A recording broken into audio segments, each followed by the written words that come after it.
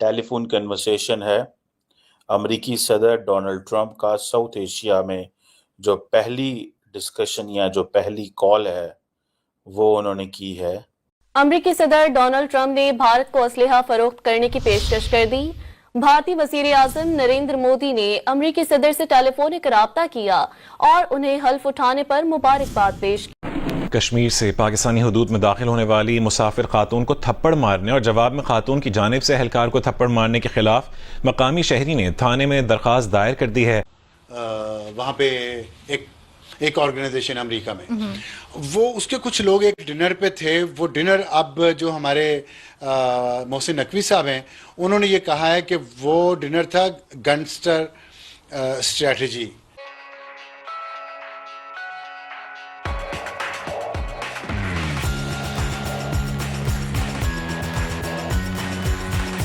नरेंद्र मोदी से बात हुई है उनकी। ये एक इम्पॉर्टेंट कन्वर्सेशन है इस सेंस में कि पाकिस्तान तो सारी बात है इतनी एक्सेस नहीं रखता। माजी में तो ऐसे रहा है कि अमेरिकन सदूर जो होते थे वो पाकिस्तान में भी कांटेक्ट किया करते थे और इंडिया में भी राब्ते किया करते थे। अभी की जो पोजीशन ये है कि सुनने में आया है कि प्राइम मिनिस्टर मोदी जो है वो अपना फर्स्ट विजिट व्हाइट हाउस करने जा रहे हैं। ये जो रीड आउट है वहां से पता चल रहा है। व्हाइट हाउस ने कहा है कि इंतहाई प्रोडक्टिव कॉल हुई है। आपको पता है कि डोनाल्ड ट्रंप जो है ना वो एडजेक्टिव बड़े इस्तेमाल करते हैं। प्रोडक्टिव कॉल, एक्सीलेंट टॉक, ठीक है जी।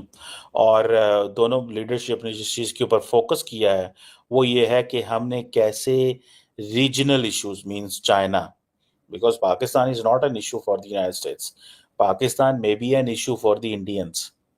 सो उन्होंने कहा है जी कि हमने रीजनल इश्यूज पे बात की है। इट मींस चाइना पे बात की है, इट मींस इंडो पैसिफिक पे बात की है, इट मींस बांग्लादेश पे बात की है। बिकॉज बांग्लादेश की तरफ इंडियंस अपनी अमेरिका की अटेंशन जो है वो डाइवर्ट करना चाहते हैं। एंड देन सबसे बढ़ के इंडो पैसिफिक के अंदर बात हुई है। इंडो पैसिफिक और मिडल ईस्ट और यूरोप की भी बात हुई है।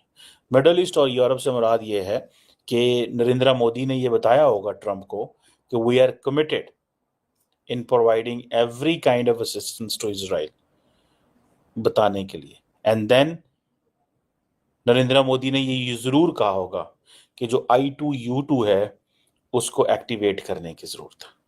मिडल ईस्ट में तो यही है। एंड फिर India, middle east, India, UAE और अमेरिका के कुछ आपस में चीज़ें हैं उनको। एंड देन फिर सारी बात है India, middle east, Europe economic corridor की बात होती है, ठीक है ना जी। ये वो चीज़ें हैं जिसके ऊपर उन्होंने बात की होगी। और डोनाल्ड ट्रंप ने सीधा सीधा कह दिया कि आप American made security equipment buy करें हमसे, पैसे दो हमें। This is what he said. और क्या कहते हैं, और क्या कहते हैं कि भाई आप हमें पैसे दो, इक्विपमेंट लो हमसे।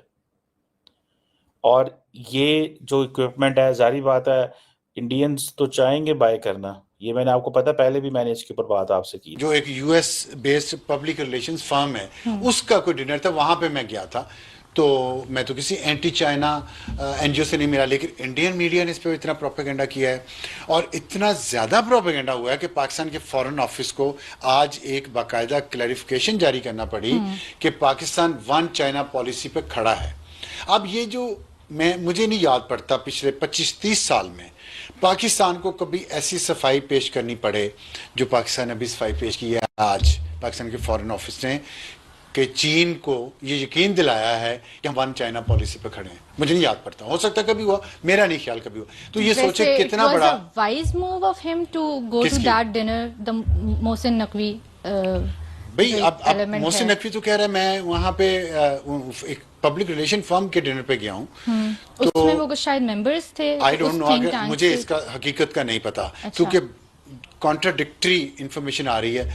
और जिनजी जो है, जिनजी जनरेशन वो कुछ झूठ कितना फैला रही है, वो पीछे बेबी बूमर जो बैठे हुए हैं अमेरिका में और यहाँ उनके रिटायर्ड जो उनके स्पॉन्सर्स बैठे हुए हैं वो क्या क्या फैला रहे हैं पाकिस्तान के खिलाफ, झूठ सच का ना पता नहीं चल रहा। कुछ पॉलिटिकल कमेंटेटर्स का ये ख्याल है, मैंने गार्डियन के अंदर ये चीज़ पढ़ी है कि चाइना पाकिस्तान के अंदर अपनी मिलिट्री प्रेजेंस बढ़ाना चाह रहा है और उसके जवाब में ये जो मोहसिन नकवी का फेडरल स्टेट ऑफ चाइना के साथ जो एक इनकाउंटर हुआ है या वो जो उस डिनर पे गए हैं, it's kind of a messaging to China किस कि आप कमेंटेटर ने कहा? उजैर यूनुस, वो ओवरसीज पाकिस्तानी, दोहरी शहरियत वाले पाकिस्तानी।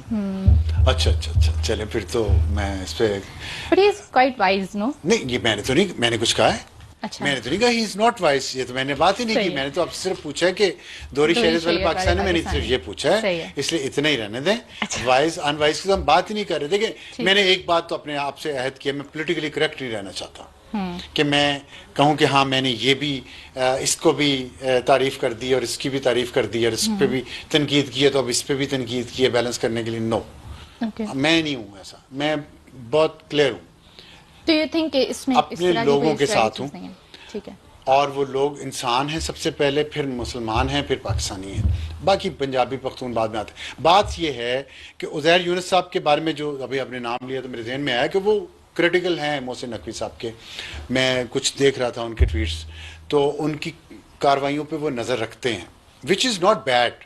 और तो वो अगर वो उनको तो अगर उन्होंने ये बात कही है उज़ैर यूनुस ने किसी इंफॉर्मेशन की बुनियाद पे, और अगर यस और उनकी इंफॉर्मेशन अगर ठीक है, तो मैं समझता हूँ कि इंतहाई ये नालायक स्टेप था जिसने भी ये फैसला किया चाइना को मैसेज देने का। ऐसे मैसेजिंग नहीं होती, अक्लमंदी वाले मैसेजिंग ऐसी नहीं होती। तो ये तो आपको उल्टा पड़ गया फिर, अगर आपने ये मैसेजिंग की है इस तरीके से तो आपको ऐसी सफाइयाँ पेश करनी पड़ रही है। चाइना पहले ही आपसे अपसेट है और आपको भी पता है, हमें भी पता है, सबको पता है। होता ही ऐसे हमेशा कि हमारी स्ट्रैटेजीज उल्टी पड़ जाती हैं, नहीं, हमें ही इसलिए पड़ कि जाती हमें हैं। नीयत साफ नहीं है।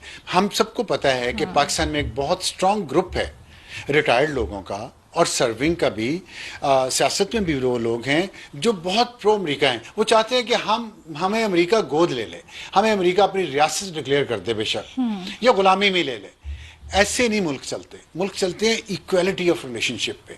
और मेरा ख्याल है कि चाइना के ख़िलाफ़ बहुत प्रोपेगेंडा किया गया, ख़ास तौर पे जब CPEC 1 शुरू हुआ, उसमें राहील शरीफ था, ज़हीर मैंने आपको बताया, ज़हीरुल इस्लाम, उसकी सारी फैमिली अमेरिका में सेटल है। उससे पहले जनरल पाशा DJISI था, उसने अमेरिकियों की नौकरी करनी थी, तो इसलिए वो अमेरिकियों के बहुत करीब था। रिटायरमेंट के बाद उसने अमेरिकियों की नौकरी की। जनरल राहील शरीफ ने अमेरिकियों के दोस्त सऊदियों की नौकरी करनी थी, तो वो इसलिए प्रो अमेरिका था। जनरल तारिक का मैं जिक्र करता रहता हूँ, आप पूछ रही थी कौन है। उनकी बेटी की शादी अमेरिकी के साथ हुई है, अमेरिकी फ़ौज के एक ऑफिसर के साथ।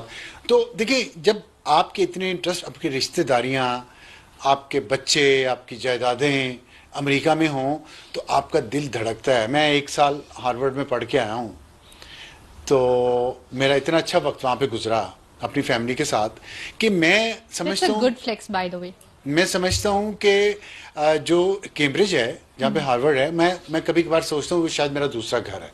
सिर्फ 1 साल में वहाँ रहा हूँ। अगर मैंने वहाँ प्रॉपर्टी भी बनाई होती, मैं अपने बच्चों को भी वहाँ भेज चुका होता, यहाँ से पैसा कमा के और हथियार के सौदे कर करके वो जमा करके वो वहाँ भेजा होता, वहाँ अकाउंट रखे होते मैंने, तो फिर मेरा तो दिल वहीं धड़कना था ना। तो अब ये इसलिए पाकिस्तान, जब मैं ये कहता हूँ ना कि मलेशिया की मैंने बार बार एग्जांपल दी है कि महातिर मोहम्मद ने भूमिपुत्रा की पॉलिसी इसीलिए इंट्रोड्यूस करवाई थी। Bhumiputra is son of the soil, मट्टी का बेटा, धरती का बेटा।